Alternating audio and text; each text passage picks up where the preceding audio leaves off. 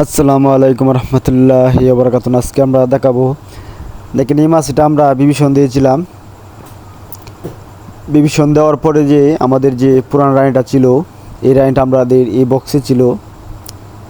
এখন আমরা এই বক্সের কার্যকারিতা দেখার জন্য খুলেছি আমাদের পুরান রানিটা সঠিক আছে কিনা এবং ডিমগুলা সঠিক মতো দিচ্ছে কিনা সেগুলো দেখার জন্য আমরা আজকের বক্সটা খোলা।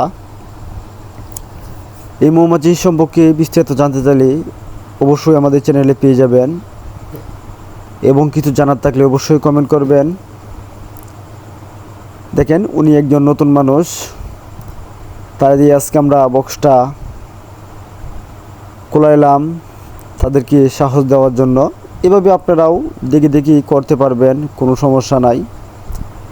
এবং আপনারা যারা ভয় পান যে মৌমাছি বক্সগুলো এভাবে খুললে মৌমাছিগুলো চলে যাবে, আসলে বা এভাবে খুললে চলে যায় না। যখন একটি বক্সে মাছি কাজ করা শুরু করে দেয়, ফিতা তৈরি করে, তখন আর বক্স থেকে মাছিগুলো চলে যায় না অত সহজে, যতক্ষণ পর্যন্ত আপনাদের ভাইরাস না হয়। ভাইরাস চলে আবার বক্স থেকে মাছিগুলো চলে যাবে, সেদিকে আপনাদের অবশ্যই খেয়াল রাখতে হবে।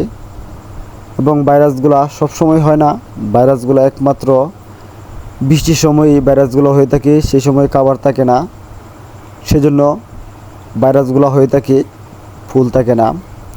সেই সময় অবশ্যই আপনারা বক্সগুলো লক্ষ্য করে খেয়াল করবেন ভাইরাসগুলো হয়েছে না কিনা। সে বলে আজকের এই পর্যন্তই বিদায় নিলাম। মেহাসিমউদ্দিন ভাই, আসসালামু আলাইকুম রহমতুল্লাহি ওয়া বারাকাতুহু। ভালো থাকুন সকলেই।